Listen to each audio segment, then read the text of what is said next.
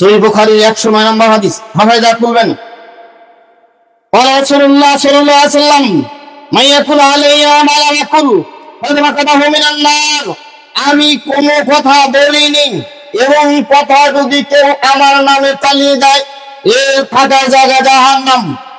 এই যে শবে বরাত আসতেছে না, শবে বরাতের রাতে সারা রাত গোসল করে ভেজা কাপড় দাঁড়িয়ে থাকতে হবে, 100 রাকাত কাপড় ছাড়া করতে হবে, এই রাতে ভাগ্য লেখা হবে, সব ডাল কথা, সব মানুষের বানানো, এগুলো সব মানুষের তৈরি করা। এবং আপনি বলবেন না নামাজ পড়া কি খারাপ, এই যে যুক্তি দিলেন, যুক্তি না এটা। জৈন বক্তা জুমার খুতবা দিতে যা বলছে যে আপনারা যদি এই শবে বরাতের রাতে রুটি বানাতে না পারেন নিয়তটা করেন। চিন্তা করেন কিরকম গুরুত্ব, যদি রুটি বানাতে না পারেন নিয়ত করেন। যুক্তি খারাপ, মানুষের খাওয়ানো কি খারাপ? মানুষের খাওয়ালে কি নেকি হবো না? আগে হাদিসটি শুনলেন, যখন তোমার কাছে হাদিস পেশ করা হয় তখন তুমি কোনো কি যুক্তি দাঁড় করিও না। বিদাতীরা অভিশপ্ত। বুখারীর 1870 নম্বর হাদিস, আবু দাউদ 2034 নম্বর হাদিস, 2450 নম্বর হাদিস, 2430 নম্বর হাদিস, তিরমিজি 2117 নম্বর হাদিস। মান আহাদাসা ফিহা হাদাসান, যেই ব্যক্তি বেদাত করলো, আও মুহদিসা, যে ব্যক্তি বেদাত করে অত বেদাতিকে আশ্রয় দেন, বেদাতিকে লালন পালন করেন, ফাআলাইহি লানাতুল্লাহি ওয়াল মালায়েকা, এই বেদাতের উপরে আল্লাহর অভিশাপ, ফেরেশতাদের অভিশাপ, ওয়ান্নাসি আজমাইন, দুনিয়ার সব মানুষের অভিশাপ। এটা মুহাম্মদ সাল্লাল্লাহু আলাইহি ওয়াসাল্লাম বলছেন। বেদাতি ব্যক্তির উপরে আল্লাহর অভিশাপ, ফেরেশতাদের অভিশাপ, ওয়ান্নাসি আজমাইন, দুনিয়ার সব মানুষের অভিশাপ। লা ইকবালু মিনহু সারফুন ওয়ালা, বেদাতির কোনো ফরজও কবুল হবে না, বেদাতির কোনো নফলও কবুল হবে না। এটা মুহাম্মদ সাল্লাল্লাহু আলাইহি ওয়াসাল্লাম বলছেন। বেদাতির কোনো ফরজ কবুল হবে না, বেদাতির কোনো নফলও কবুল হবে না। সহিহ মুসলিমের 1718 নম্বর হাদিস, মা আয়েশা বলছেন, রাসূলুল্লাহ সাল্লাল্লাহু আলাইহি ওয়াসাল্লাম, মুহাম্মদ সাল্লাল্লাহু আলাইহি ওয়াসাল্লাম বলেন, মান আমিলা আমালান লাইসা আলাইহি আমরুনা ফাহুয়া রাদ, কেউ যদি কোনো আমল করে আর সেই আমলের মধ্যে আমার অনুমতি না থাকে ওটা বাতিল। কে বলছেন এটা?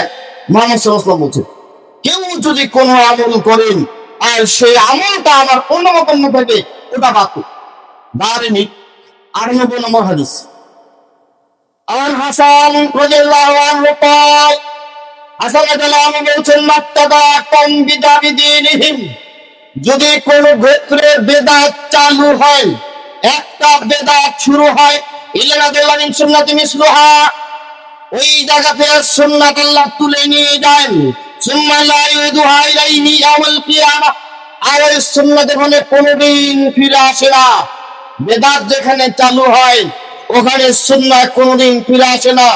সাহাবায়ে কেরাম বলছেন, বালাগানি আল্লাহু ওয়া দিন তারাকা সুন্নাহ, দিন নষ্ট হয়ে যাবে সুন্নাত নষ্ট করার মাধ্যমে।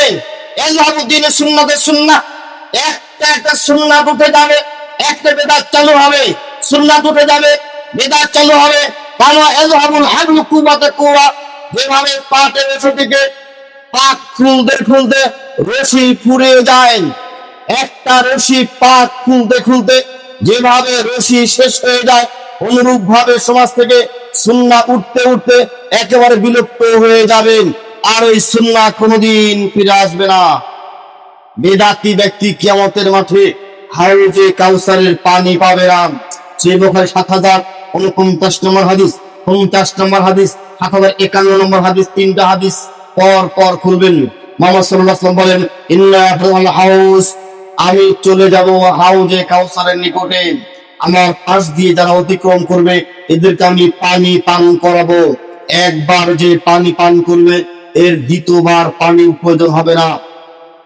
একবার পানি পান করলে এর দ্বিতীয়বার পানির প্রয়োজন হবে না। একদল লোক আমার দিকে আসবেন, তাদেরকে আমি চিনি, তারা আমাকে চিনে। মা আয়েশা এখানে বলছেন, আপনি আপনার উম্মতকে কিভাবে চিনবেন? মুহাম্মদ সাল্লাল্লাহু আলাইহি ওয়াসাল্লাম বলছেন, আমার উম্মত সালাত আদায় করার জন্য ওযু করবে আর ওযুর অঙ্গ ঝকঝক করবে, আমি এই থেকে চিনবো এরা আমার উম্মত। তাহলে নামাজি মানুষ, তাই না? একদল লোক আমার দিকে আসবে, তাদেরকে আমি চিনি, তারা আমাকে চিনে, একেবারে কাছাকাছি চলে আসবে, আমি পানি এরকম তুলে হাতে দেব, এরপর মাঝখানে পর্দা পড়ে যাবে। আল্লাহ নবী বলছেন, আমি বলবো আল্লাহ ইন্নাহুম মিন্নি, এরা আমার উম্মত। মাঝখানে পর্দা পড়ে গেলে কেন? ফেরেশতারা যখন বলবে আপনি মারা যাওয়ার পর এরা দিনের মধ্যে বিদআত আবিষ্কার করেছিল, আল্লাহ নবী তখন বলবেন সুলতান সুলতান ইমান বাইয়ারাবাদী, তোমরা অভিশপ্ত, তোমরা অভিশপ্ত, তোমরা ভেগে যাও, তোমরা আমার উম্মত না। কি বুঝলেন? বেদাতি ব্যক্তি কিয়ামতের মাঠে হাউজে কাউসারের পানি খেতে পারবে না। যদি কাউসারের পানি খেতে না পারে তাহলে কি জান্নাত পাবে? জান্নাত পাবে?